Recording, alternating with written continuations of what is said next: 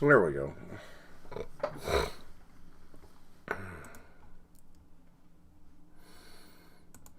Copy.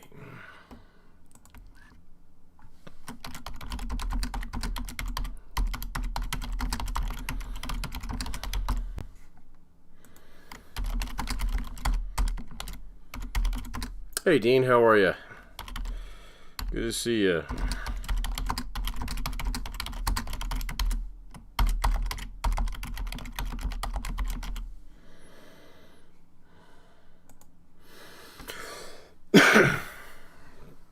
Excuse me. What's new? What's exciting? Anything?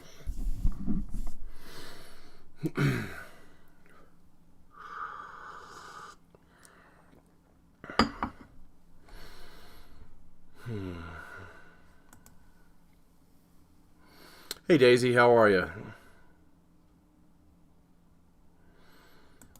What's new with you?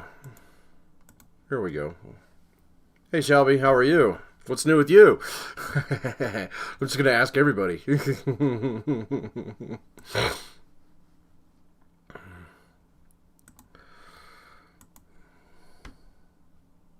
Let's see.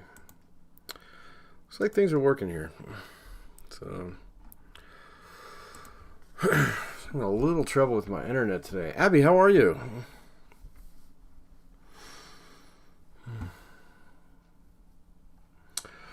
Yeah, I'm good too. Yeah, nothing really new here either. Just getting through the semester. Here we are, week 4, so we're officially at the end of what? Well, we have 16 weeks, and so week 4 puts us at the 25% mark. Good. I'm glad to hear that, Abby. So we're moving right along as far as the class goes. So where are we? We're still on module 2, aren't we? Yeah. Sorry, I've got an 8-week version of this class going on right now, and we're 2 and 3. We're twice as far ahead in that one, so I get a little confused between this class and that one. I like the 16-week one. It's rather chill, laid back. So, yep. So at the end of today, we'll be officially 25% of the way through the class.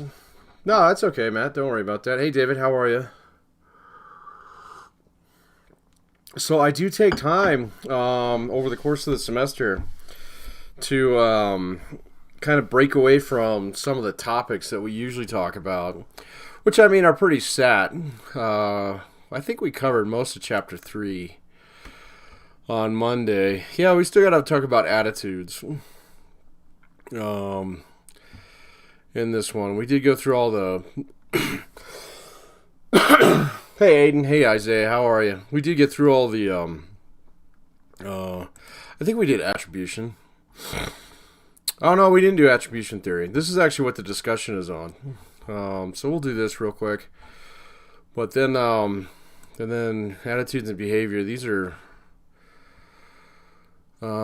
Which one is this? Yeah, this book's a little bit different than the other one that I teach. So yeah, because we call it this one. Yeah, it does talk about cognitive dissonance. That's an important topic. So we'll cover that one here real quick.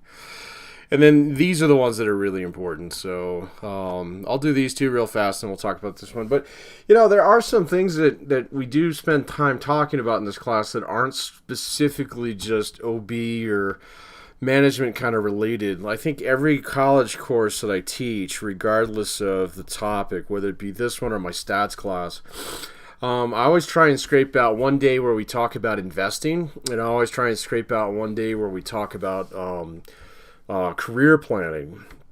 And so if we want to take a break from the actual whatever it is that's on the the syllabus here and talk about either of those two things, I'm totally game for that. And so we're far enough in the semester now where you probably know kind of like what's expected of you each week.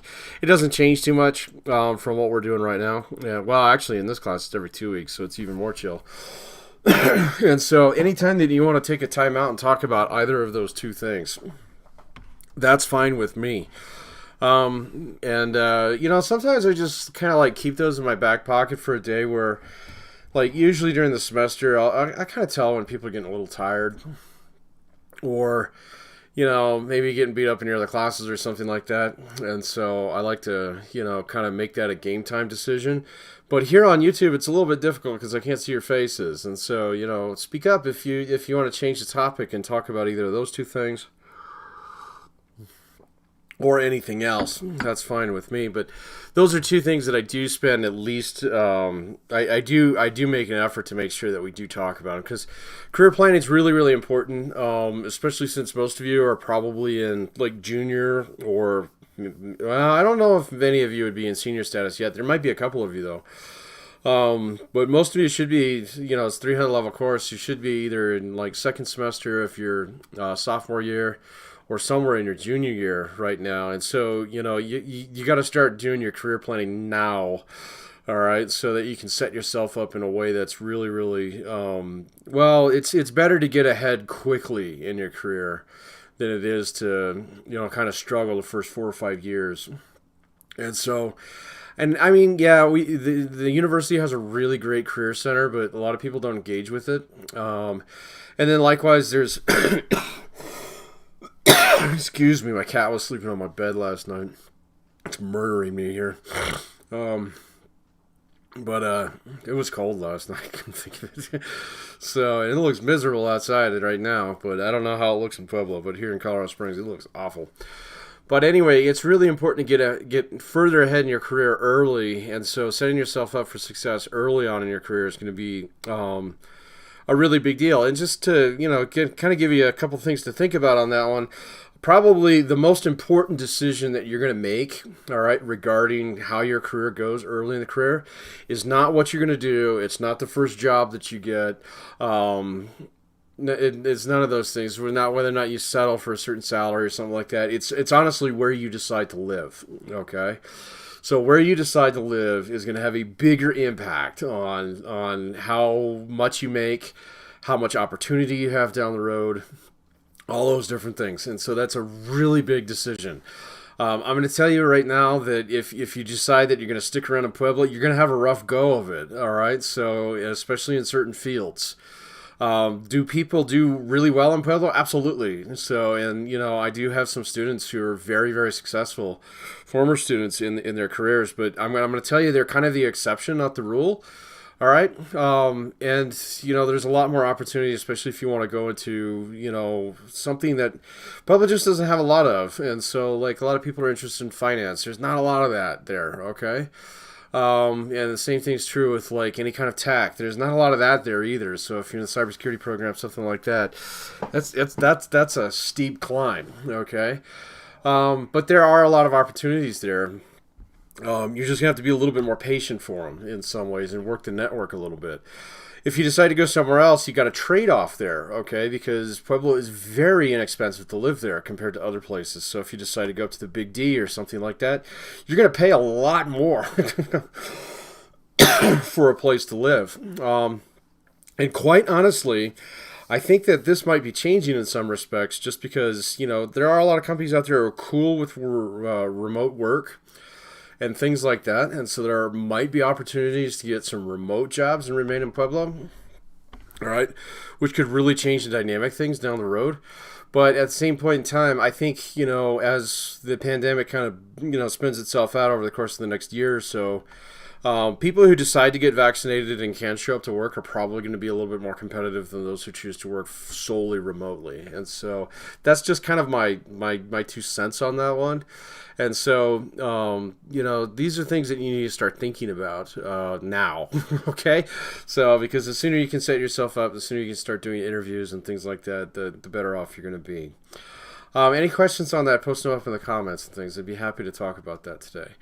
The other thing that I like to talk about is investing, okay? And the reason why I like to do that is, well, first of all, it's something that a lot of people are interested in because you all want to make money.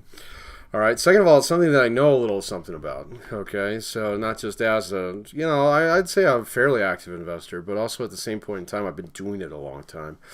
And then there was a brief period in my career where I was a financial advisor. And Let me tell you something. So I didn't think about it too much until I was actually put in a couple situations with my boss. Not my current boss. My current bosses are great. All right. But in the past, I've had some pretty bad bosses. I've had some really cool ones too that I learned a lot from. But I've had some pretty awful people that I had to work for. And in one case in particular, the only reason I was able to walk away from that job was because I was financially secure. All right. And so I think it's really important because it's very easy to do things that are highly unethical if you're in a vulnerable position financially. Okay. And so I like to talk about investing. I like to get you set up with that as soon as possible, because honestly, becoming a manager in the long run, you got to find ways to protect yourself, because you probably, I mean, it's more likely than not that you'll have a point in time in your career where your boss is going to ask you to do something highly unethical, and the only recourse in that case is to either A, do it and, I guess live with it, which I've done that in my career as well, or B, tell your boss to shove off, which might come at the cost of your career, all right, which is exactly what happened to me, all right, so I've been fired a couple times in my life, all right, so in one of them, I'm really proud of it, so, I don't want you necessarily to learn that lesson that way, but I do want you to be in a situation where if it has to go that way, you can take the hit, all right? And so actually getting yourself set up financially is really, really important for that as well. So if you have any questions on that, pop them in the chat there. So I'd be happy to opine on those today. And third and finally, we need a trivia topic for the day. What did we do the other day? I think we did astronomy, right? Did we do astronomy or did we do soccer in here? I can't remember.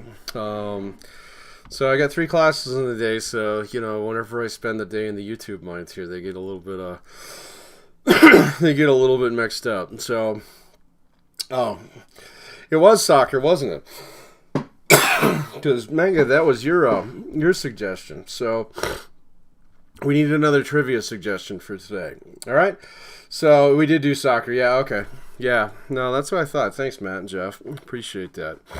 No, I was making a suggestion there, so I seen him pop in there, and the same thing with who did I give points to on that one? I don't know. So I think I cleaned most of those up the other day, but if I did not, I will go through my email and make sure that we get everybody paid for those things. So yeah, what do we want to do today? So something a little bit different. Or did we have a suggestion from last time that we put off? I can't remember. Other suggestions that have come up recently. Oh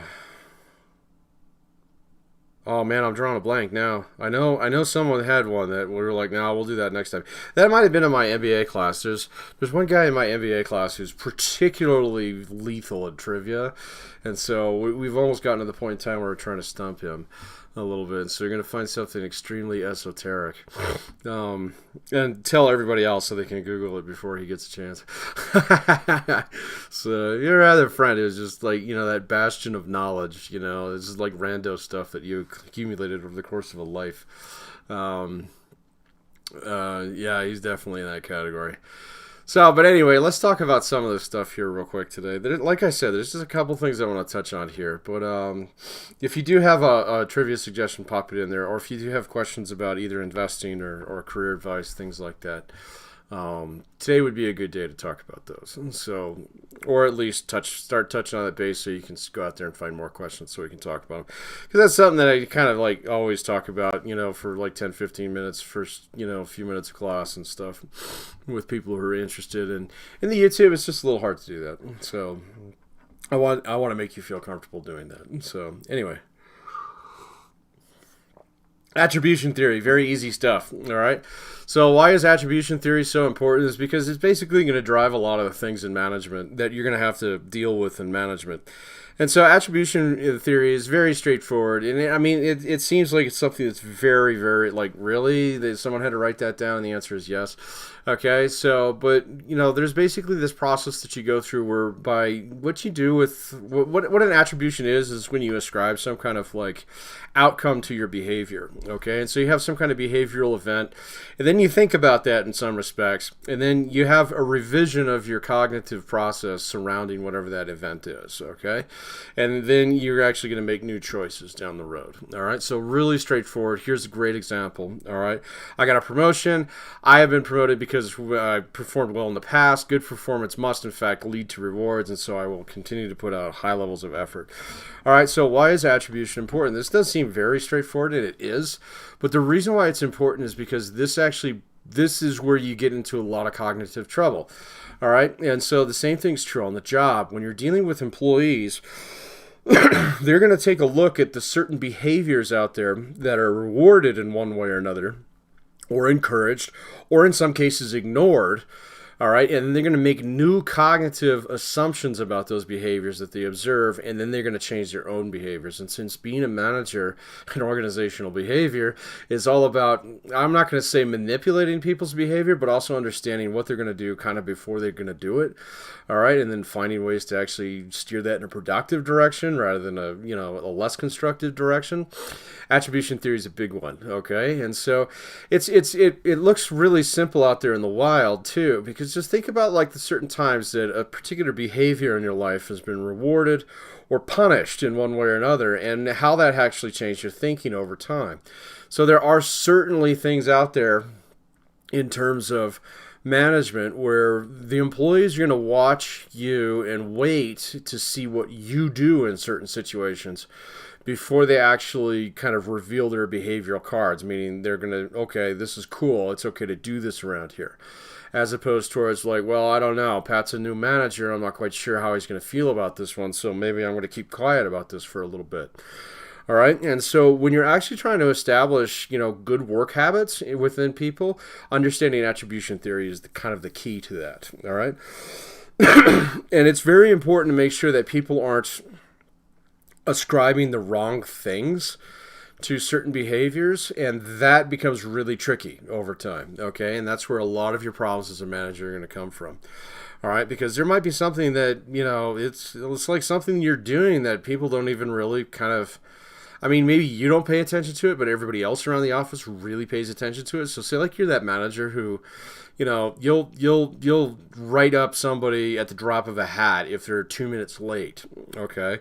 But then you're very blasé about when you show up at the office, and so you're like 25 minutes late or something like that, or at least 25 minutes past the point in time where you're usually there. All right, so maybe you're not really even late. Maybe you were in the parking lot on the phone with your boss or something like that. Maybe you had to take care of something in a different aspect of the business that nobody else can see, but what they saw was that you were late and that you suffered no consequences from that. Okay, and so this attribution process is really, really important.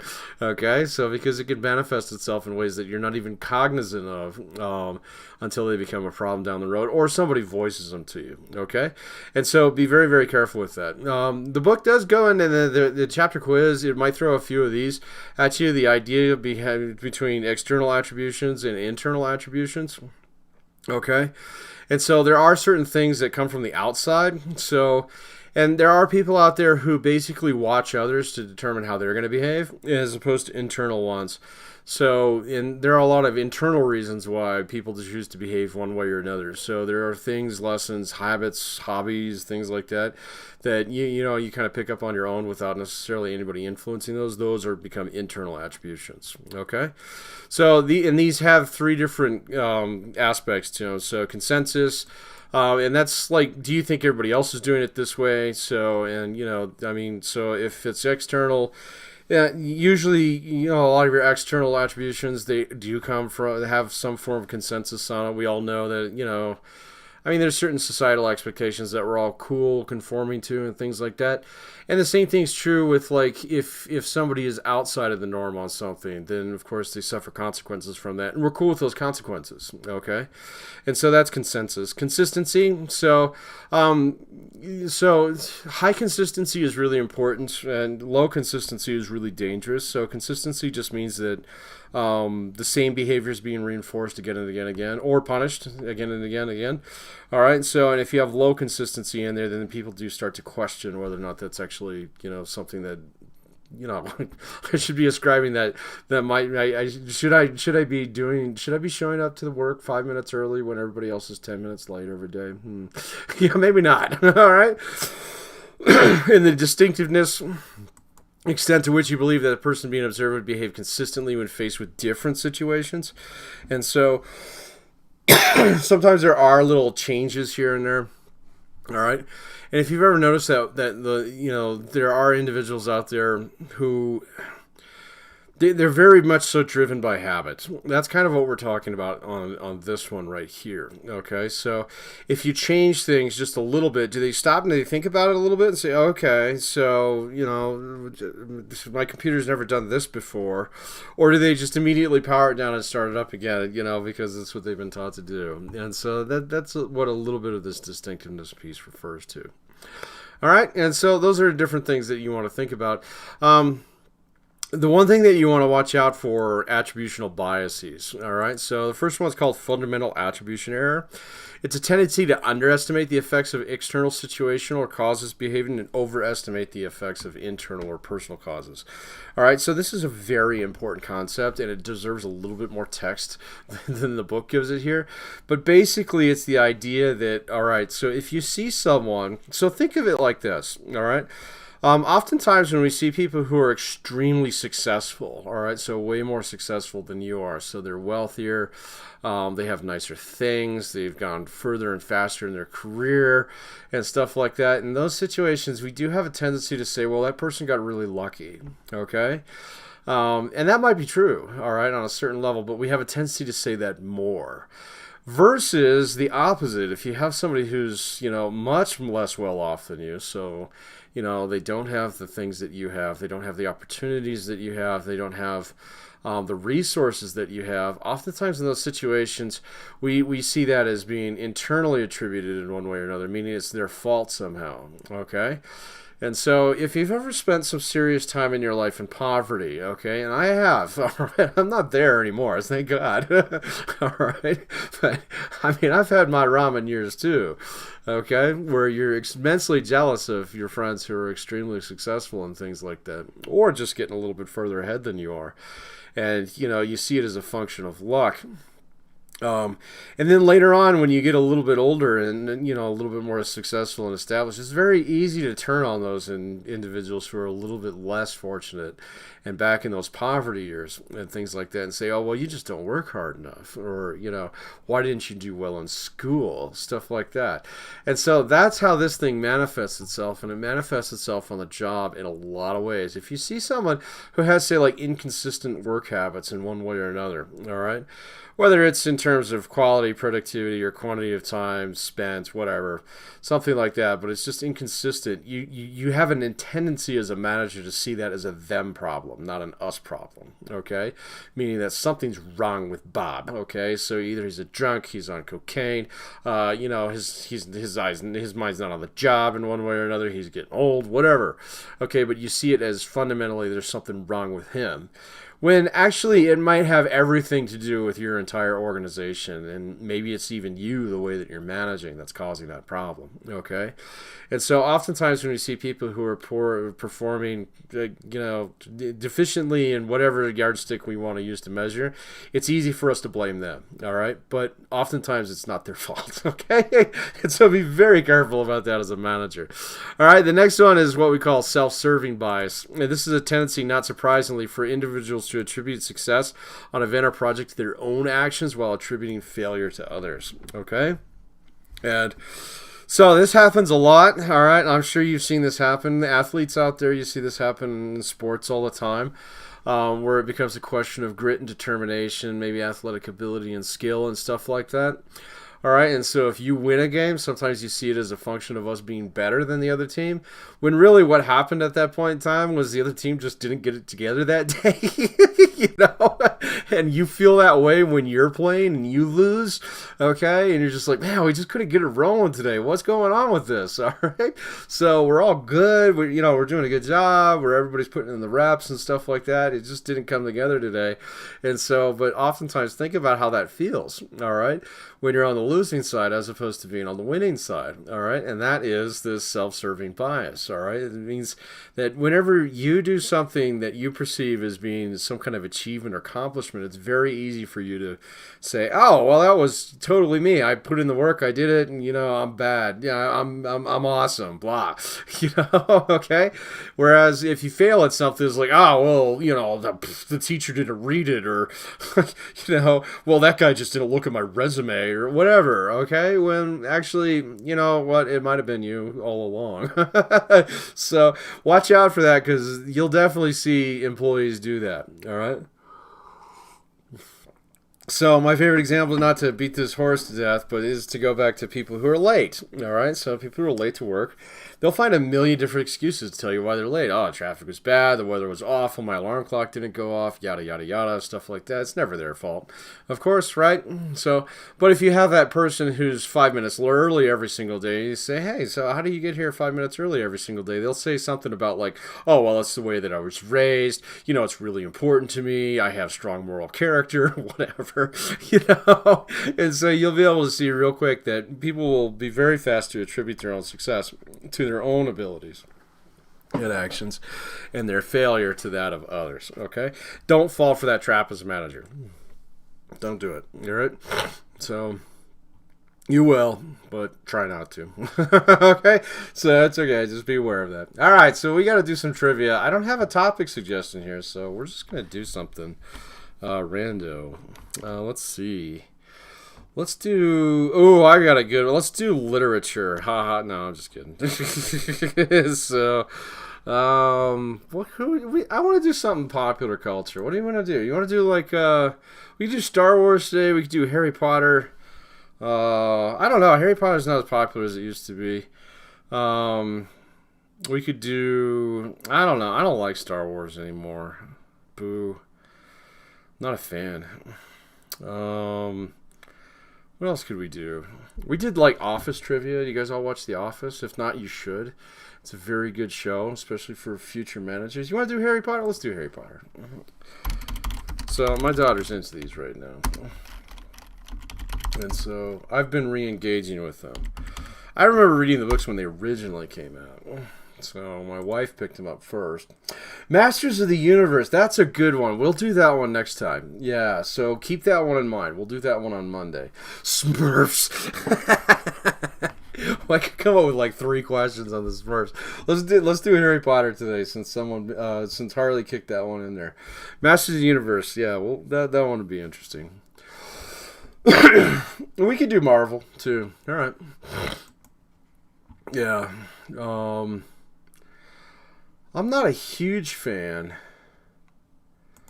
of, I don't know, maybe the last couple generations of the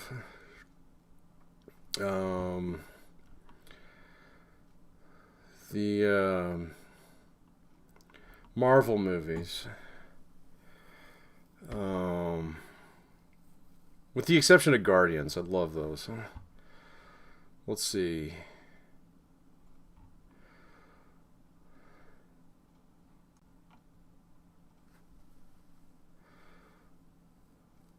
Let's do something that's easy on Harry Potter right off the bat. So, what's the name of the 3-headed dog that guards the door to the Sorcerer's Stone? What was the name of Hagrid's 3-headed dog that guards the door to the Sorcerer's Stone? So, go for it. Yeah, I like old school Star Wars too. So I even like the 3 prequels. They've kind of grown on me. So, but Hagrid's 3-headed dog was named Fluffy. That's correct. All right. So Aiden, good job. You got it. It was Fluffy. Cyrus. No, that's what I think that's the actual Greek. Like in Greek mythology, I think Cerberus is the 3-headed dog, but in Harry Potter it was known as Fluffy. So good job. So Cerberus, yeah, that's right. No, I think that's in the mythology, but yeah, no, the dog was named Fluffy. So yeah, thanks, Hades' dog. Yeah, that's Hades' dog. That's correct. Yeah, no, that's true.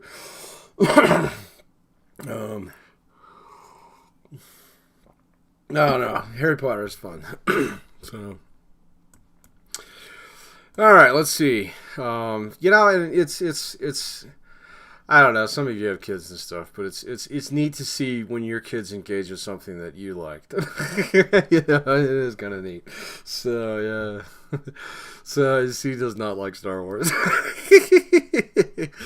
All right, let's talk about attitudes and behavior. There's only a couple things in here that I wanted to talk about. Because there are different ways in which we actually form attitudes. All right, so what is an attitude? An attitude is just general feeling towards something. Okay, and so what happens though is we do have this process that everybody kind of goes through. We have a little bit of social context out there, and then you gather information, and that actually forms your attitude. And so it's very similar to attribution theory. So that's they're very similarly named.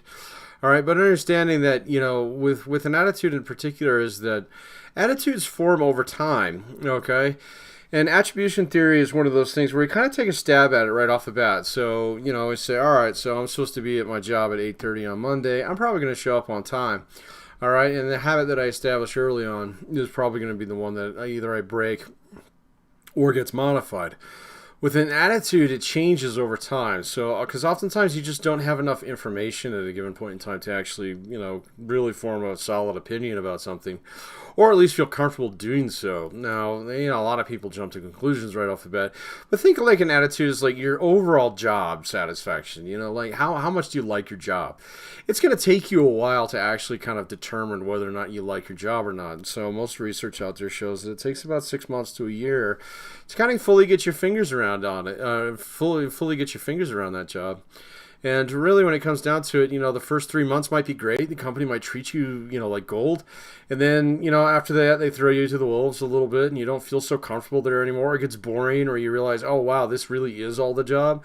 And so that attitude does take quite a while time to actually form.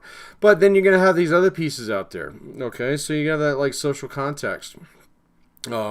Maybe you don't like the job and your job satisfaction is low because there's certain coworkers there that you didn't know at first, all right? But once you got to know them a little bit, you realize they're just creepy as hell, and you don't want to be around them, right? Okay, or so in some cases it could be a positive thing, like maybe your boss is really quiet in the beginning, but then after a while you realize she's really awesome person to work for, okay. Maybe she doesn't micromanage you. Maybe she doesn't, yell and scream like your previous boss did, and you just weren't sure that was going to happen. And so it took a little while for that attitude to form. So that's important to remember. Okay. Some of the things that you want to be careful with on any kind of attitudinal formation is there's two different things out there that are really, they're really, really common. Okay. And so this behavioral justification piece here.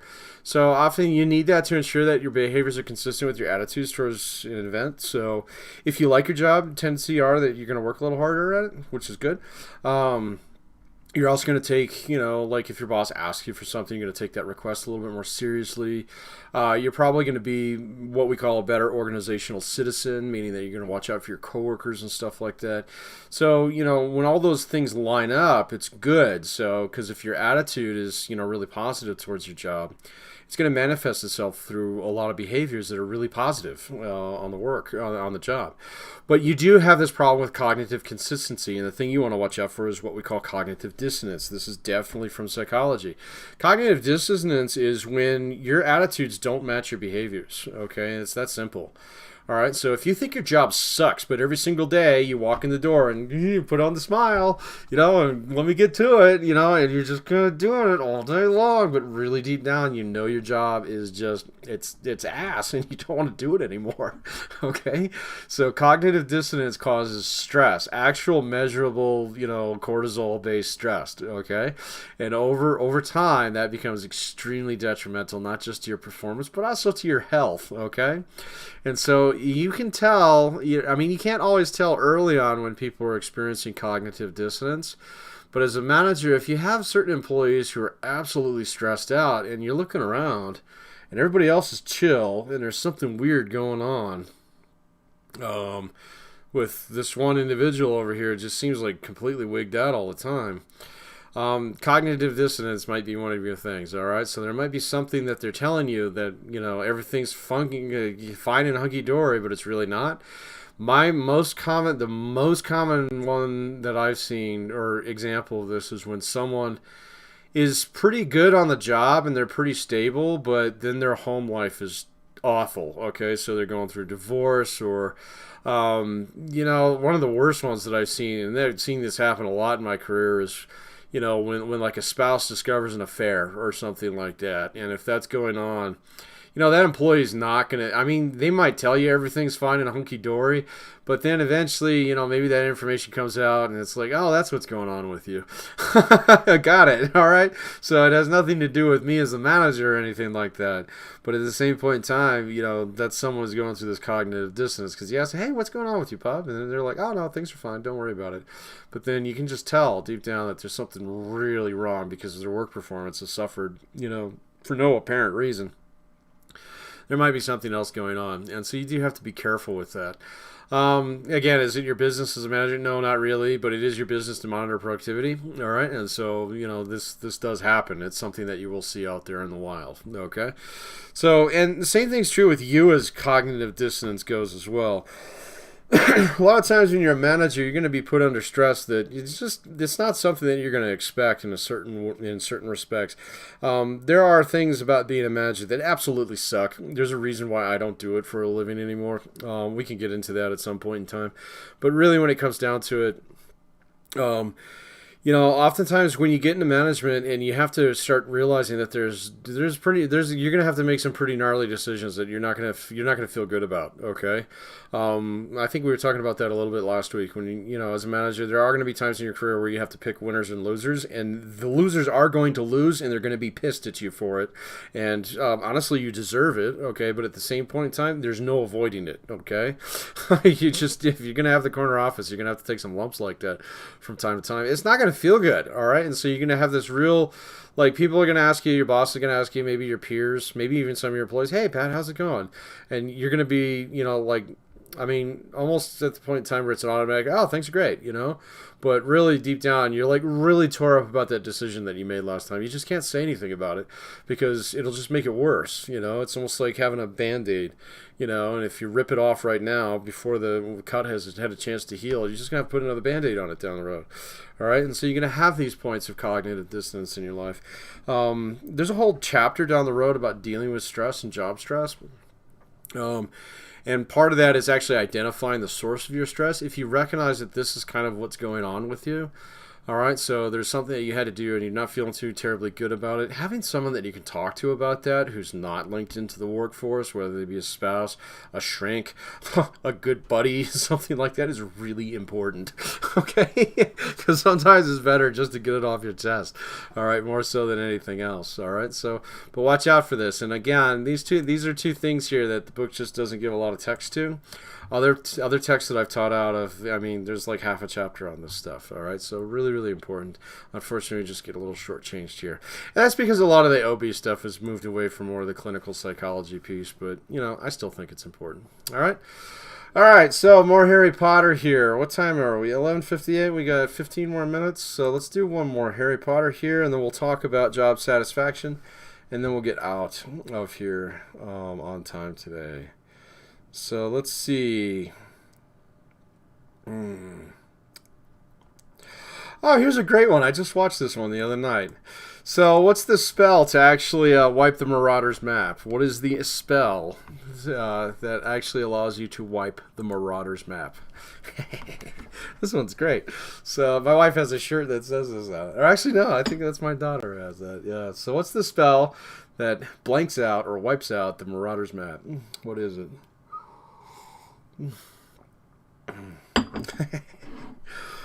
Yeah, I guess if I was going to get a Harry Potter tattoo, I'd probably do this one. Yeah, it's very good, Matt. You got it. So, mischief managed. Excellent. So, yeah. Or no, actually, hers, yeah, so she's got one shirt that says that, and my daughter's got the other one that says, I solemnly swear that I am up to no good. Alakazam! Come on, Jeff, go watch the movies, dude.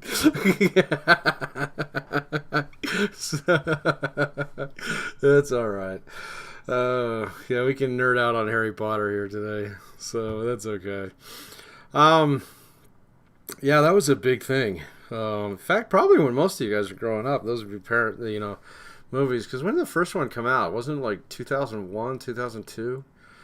I think it was after 9/11. So yeah, the only reason why I remember like Lord of the Rings, which I was watching again the other day, they had the terrible ones on over the weekend. The Hobbit movies are just awful. And so I was like, no, I'm going to go watch the good ones. But I remember the Two Towers actually came out in 2001. And there was this like huge controversy. Well, they should rename the movie. Okay, so it was 2001 for the first movie. I knew they were kind of like at the same time. And if we wanted to nerd out at some point in time, I will totally not time for TV. Yeah, I got you, man. I get it. So Up to No Good is the only part that you can remember. Yeah. No, that's okay. I don't know. I gotta find something new to watch. So I'm down in terms of like movies. I think I've got most of the library cleaned out now.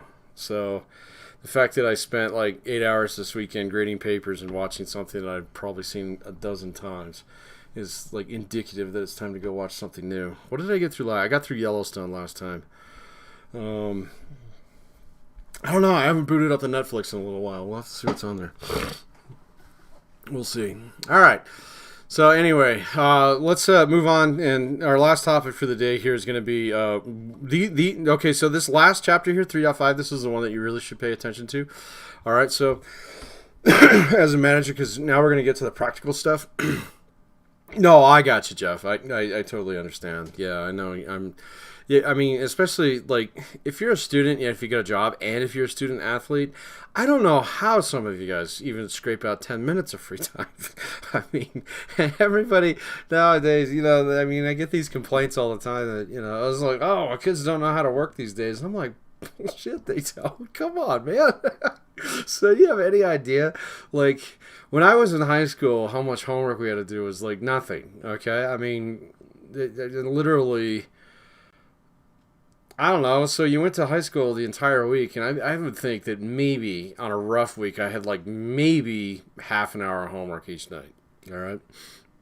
Last couple of years, the statistics have been coming out on this, especially with the weeks that they spend on testing and stuff like that. Now, the amount of homework that people do as kids these days is ridiculous. Okay, and then you get to college where it's like, okay, so you're gonna have work study, you're gonna have, like you're gonna be involved in student government or something like that, or some kind of activity. If you're involved in athletics, same thing.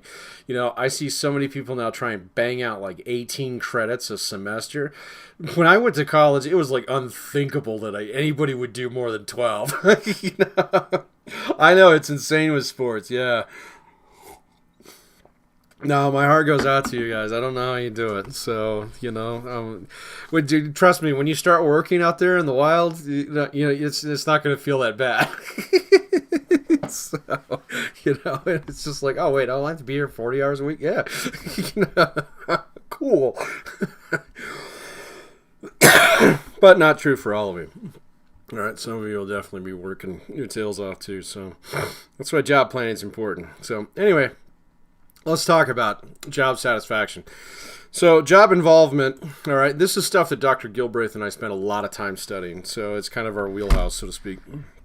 All right, because we're very, very interested in, not necessarily theoretical stuff that we've been talking about before, although it is interesting.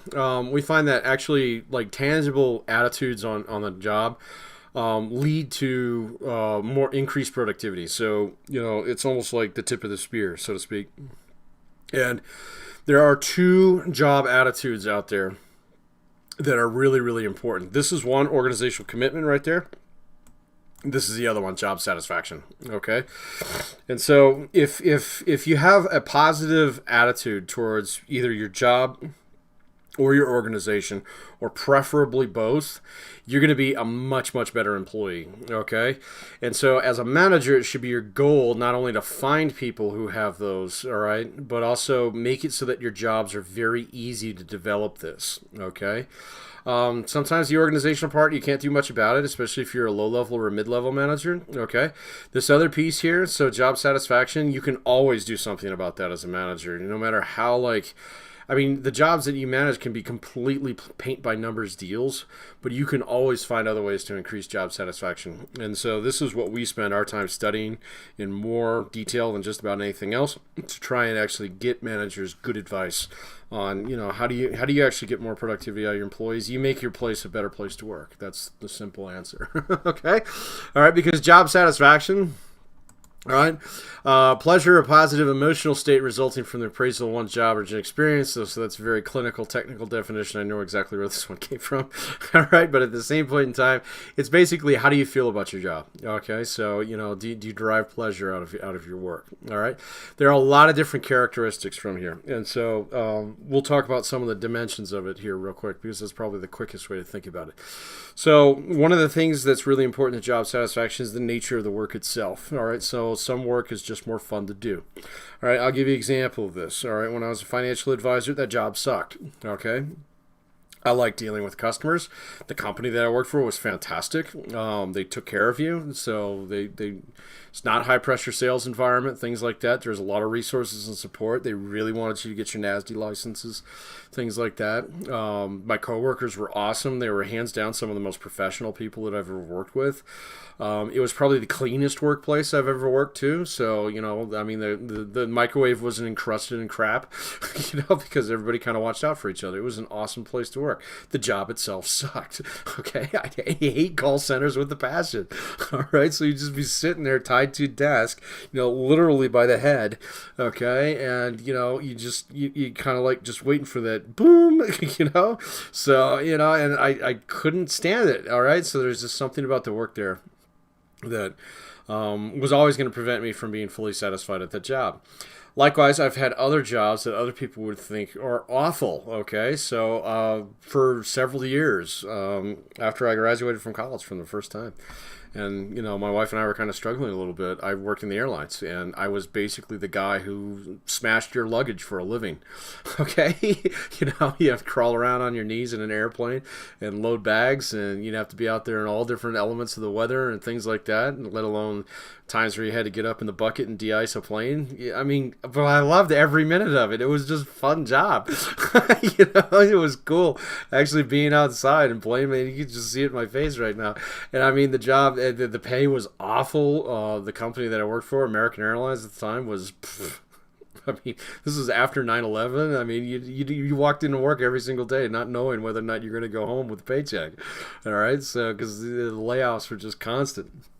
All right, but the work itself was great. Okay, it was fun. All right.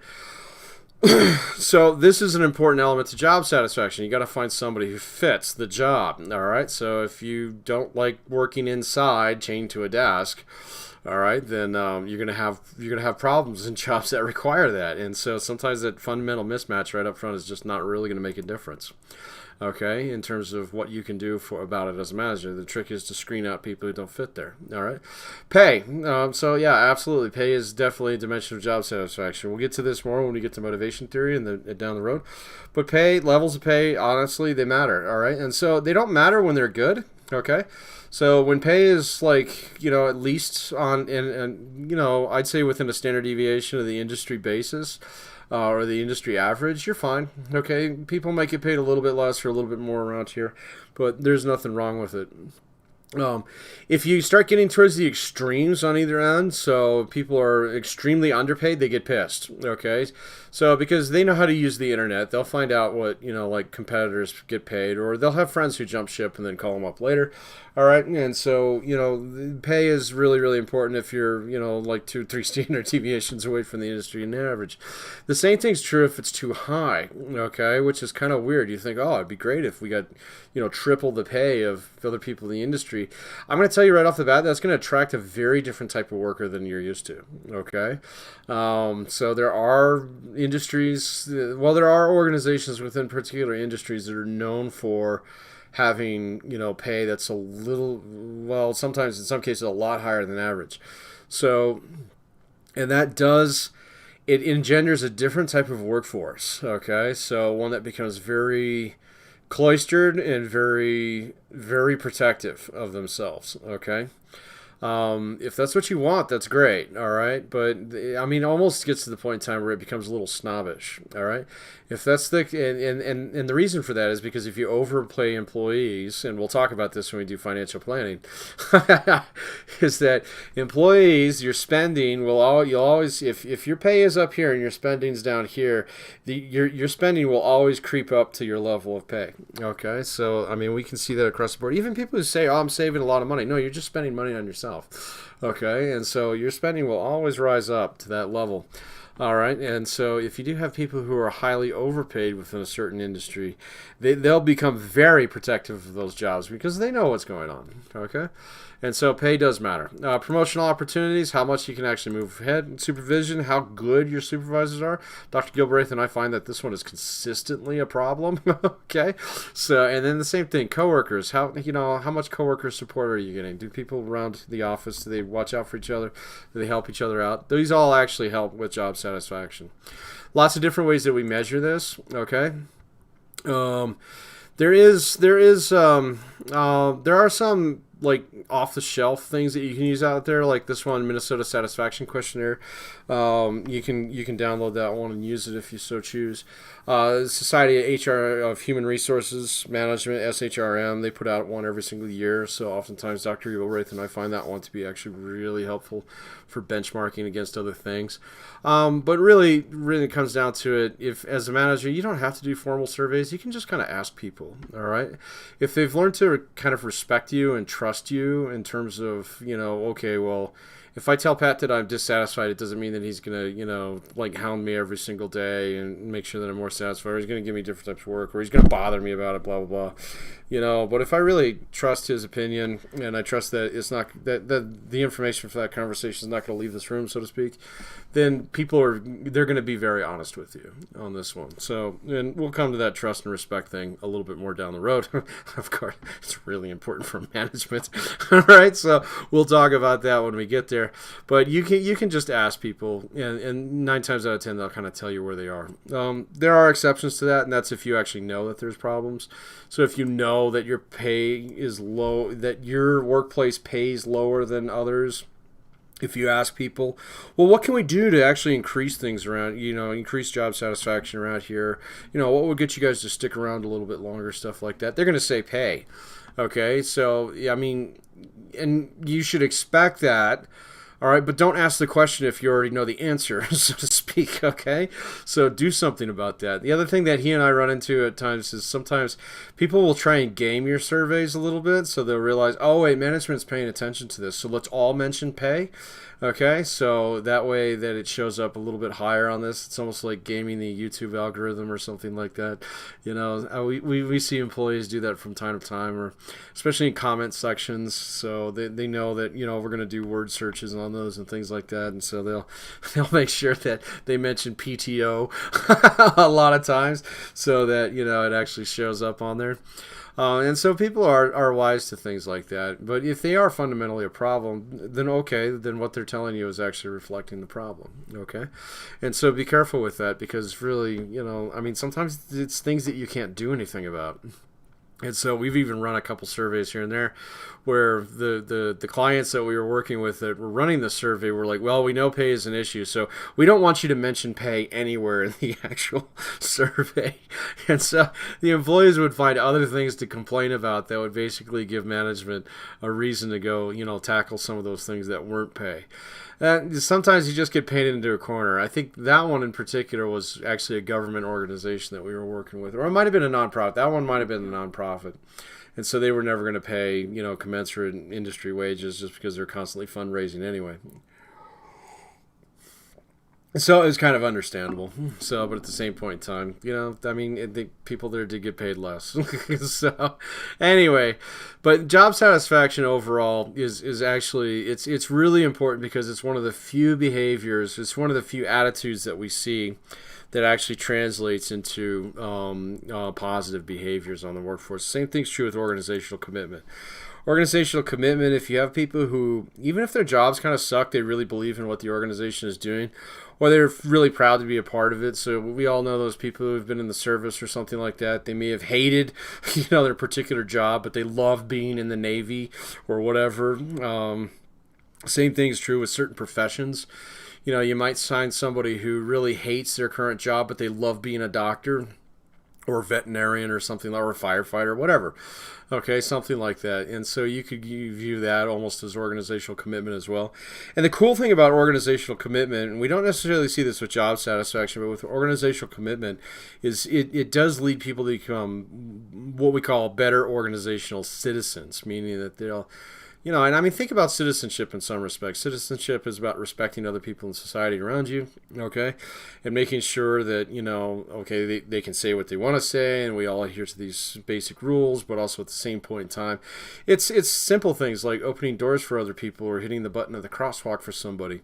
It's letting somebody into your lane, all right, if you're driving, all right, all those different things. Those are different forms of citizenship out there where you're just willing to extend a little bit of respect to the people around you, right? And so if you do that as an organizational citizen, then you start to see all these behaviors that become self-reinforcing within the workforce and really make your job easier as a manager. And so most of the jobs that I've worked in my life are very safety sensitive.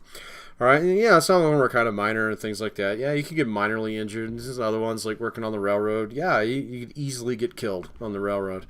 And so we had kind of a very interesting difference in safety cultures depending on what job and where it was located, and it was all based on organizational citizenship. Okay. And so, you know, if you have a workplace, and I've had several where people are very safety conscious, you know, they'll report everything they see, and they'll pick up trash. They'll make sure that, you know, like the hazmat is put where it's supposed to be. You know, if someone's missing a piece of PPE, they'll go get it for them, something like that. Those are great things to see. And then I've seen other places where they almost use it as a competition in some ways. It was like, oh, look at the gasoline spill that night shift caused. Well, I'm just going to leave that there so they get in trouble. That's being a poor organizational citizen, okay? And I've seen that one as well.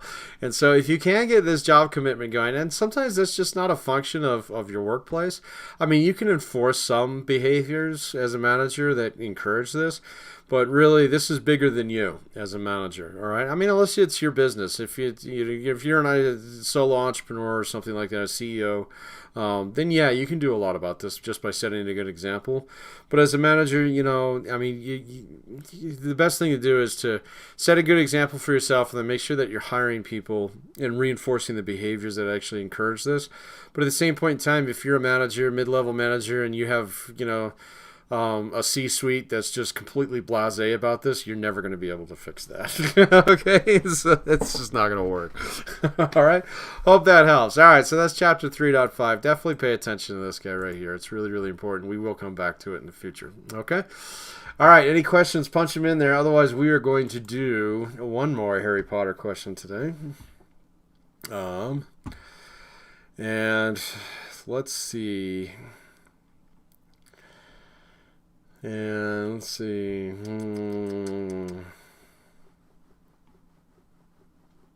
Oh, here's a great one. What is the name of Hagrid's giant half-brother? What is the name of Hagrid's giant half-brother? There you go. This is probably my favorite movie out of the series. Come to think of it. Oh, maybe my second favorite. I don't know. So... Hagrid's giant half-brothers named what? Hagrid, I think the actor who played him died recently, if I'm not mistaken. Grop, yep, you got it. Good job, Rianne. So, bam, right off the bat. Yep, oh, Abby, you're close. So, you're almost there. So, but yes, it was Grop. So, we have 3 winners today. We had who? Rianne, and then we had Aiden, if I'm not mistaken. And then who got the first one right? Let's see. No, there's another one that I asked in there. I can't remember what it was. Mischief Managed. Matt, you got it. All right, so email me. Let me know what you want. So, and again, be specific with those. Just tell me what quiz or homework you want off. And I'll email you a got it back, all right? If you don't get a got it, then it's either gotten buried in my email and send it again, or you can just give me crap about it on Monday. That's fine, too. All right, so that's all I've got for you this week, all right? So just remember this weekend, We are finishing up Module 2. All right, so make sure that you're knocking out Chapter 2 and 3 homework, 2 and 3 quizzes. We got a little bit more time here. And then next week, we'll actually have a new assignment with Module 3. We'll have a critical thinking case. All right, so 2 pages on that, piece of cake. I'll go over it on Monday. In the meantime, it's Valentine's Day weekend. I hear the weather is supposed to be awful, right? So, I guess if you have to go out and things like that, bundle up and whatnot. But at the same point in time, we're supposed to have at least, I think, 1 or 2 days, or maybe it's just tomorrow. That's supposed to be nice. So maybe if you can get out then, that'll work for you. So, yeah, that's all I've got for you. I'll stick around for a couple minutes just in case you have any questions. But other than that, you're off the hook. Have a wonderful weekend, and we'll catch you all on Monday. See ya!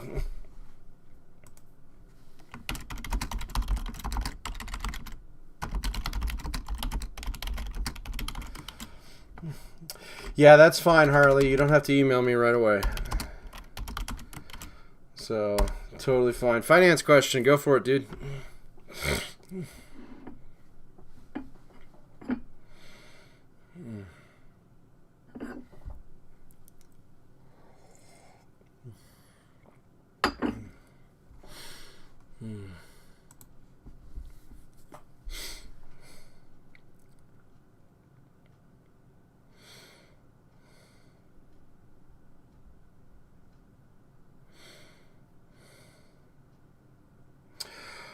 Not too much on options. You bet, Harley. Take care. Just because options in particular. So, as long as you understand what an option is, then you should understand the inherent risk behind it. So, because an option is just basically the option to buy. All right. Now, there are apps out there, I think Robinhood will let you buy options on margin, which is about the riskiest form of investing you can do. All right, other than some commodities plays and things like that. You can get involved in that, but I would not get involved in anything like that until you feel fairly comfortable as an actual investor, meaning that you've put some money in some stocks here and there and you've watched kind of how they behave and how the market itself actually reacts to certain types of news, because that's really what the market does, more so than anything else. And honestly, I think that, you'd have to ask yourself what kind of return you're looking for, because you do have a great upside on options, but if you're trading options, and particularly on margins, you have great downsides. So, especially if you're doing any kind of short play on those. So, you can definitely get into those, but those were a little bit... I was never comfortable with options trading. So let me put it there. And commodities, I never did commodities either. So I'd have customers call me all the time and say, I want to get in oil futures. I was like, okay, talk to this guy over here. Just because I know where my risk level is. Okay. And so that's a little bit beyond it for me. If you have specific questions about them, feel free to punch them in there. But still at the same point in time, understand that no, I'm almost strictly an equities trader. I almost never short anything. The things that I like to put my money into I'm very much so a best of class kind of investor. So if you know your sectors and you know how sectors are going to respond, find the best one, buy it, and hang on to it for a little while. Yeah, so no, I had friends who were in oil as well. So covered call options in my stocks holdings. Just curious if you know of any other great stuff. No, not really. So yeah, no, I know a lot of people have made money off that one. But I have a friend who he got murdered. What was it last? Oh my gosh, it was even before COVID hit. When the Saudis flooded the market, and he got wiped out from that. And so if you're actually using your stock holdings as cover, yeah, you could probably do that, but like I said, futures are not my or commodities are not my area of expertise. They're just, I've seen too many people lose everything on them. So, you know, I mean, I think it's pretty rare to find someone get wiped out on their equities holdings. It does happen, but I've definitely seen, and I've had clients in the past who got wiped out. I mean, wiped out on their commodities holdings. So, because if they call those futures contracts on you, you're screwed. Okay. So, well, I guess that's as a larger trader, but if you're dealing, if you're dealing in large quantities like that, yeah, that's how that one works. So, you know, long answer short, no. I mean, anything commodities based, futures, options, yeah, that stuff's a little too hot for me. I'd be more tempted to take my money and, you know, put it on DraftKings. So, yeah, you can set your trade triggers on there.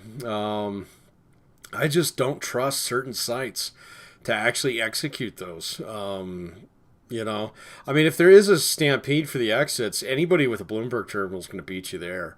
And you know, if you're dealing in large scale trades, so even on some of the, I'd say, well, I mean, unless you have like full blown brokerage accounts with like a major clearinghouse, then I guess I'd feel a little bit better about it. But I'd be very, very careful about things like that. So, I mean, if you're comfortable with doing it, that more power to you, dude. So, you know, but I never invest with anything less than a year-long horizon. So, yeah. Yeah, Ponzi schemes or MLMs, there's a lot of them out there. Yeah, no, I'd be curious to hear about that at some point in time. So, but because there's a lot of gnarly ones out there. It's just like anything with investing. I mean, my piece of advice is like I never invest in anything unless I hear like positive things from like say 3 different reputable sources on it. So if I have like a friend who's like, "Oh, I got a hot tip," I got to hear it from 2 other people before I move on it, you know. So, yes, does that mean there's been some trains that have left the station that I missed? Absolutely. So I had a friend for months who was, you know, going on about GameStop and stuff, and you know what? But now, I mean, look at the stock and it got rolled out already, you know, and things like that. But at the same point in time, yeah, there's a lot of schemes out there. There's a lot of people, you know, who are absolutely going to try and do things like that. And if you get caught up in those, yeah, I'm sorry you got caught up in it, but at the same point in time, I'm glad you learned from it. And I have made mistakes on a lot of stocks. All right, so penny stocks in particular, I will not touch them anymore. All right, and things like that. So, yeah, no, that's okay. I did the same thing with Apple, all right? So, but then I turned around and did the same thing with Amazon. Oh, I turned around, and the next time I had a chance, and I saw that Amazon was going to pop, yeah, I bought it, all right? Same thing. I did the same thing with Tesla. And so don't beat yourself up for those things because there's always a train leaving the station, all right? There's ones leaving right now, okay? So that'll be absolutely fine. Like, there's 2 companies in particular that I'll be watching to see you know, over the next, I don't know, I'd say like 6 months or so. And, you know, to see if they actually do. It's like one of them is like honestly, GM is a great one right now just because it's like, oh my gosh, you're going to replace your entire gasoline line of cars in the next 8 years. Are you guys serious about that? If they are, I mean, they're basically guaranteeing the financial future of that company for ages. And the stock is like, what, $7? Come on, man.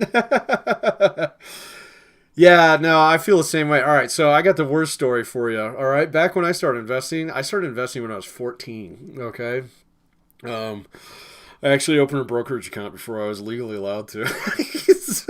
So, don't ask me how I did that. I don't think they were actually checking back then. But anyway, the one that I missed out on was Burke. All right, so I remember back in the day, Burke B. Yeah. Oh, no. Nope, sorry. It was Burke A. Burke A. No, come on, man.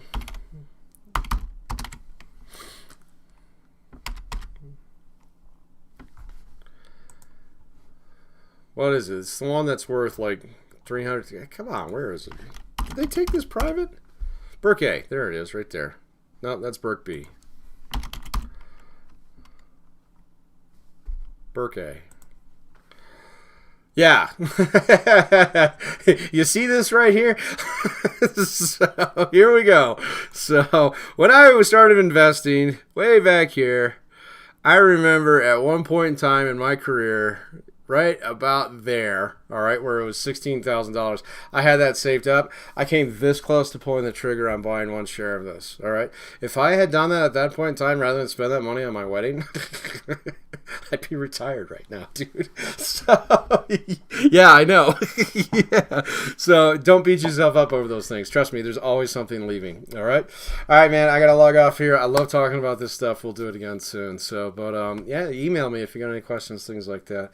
And, yeah, no, if you're interested in some of those things, absolutely pursue it. I'd be curious to learn more from you. But understand that's way above my pain threshold. Yeah, you too. Take care, man. So...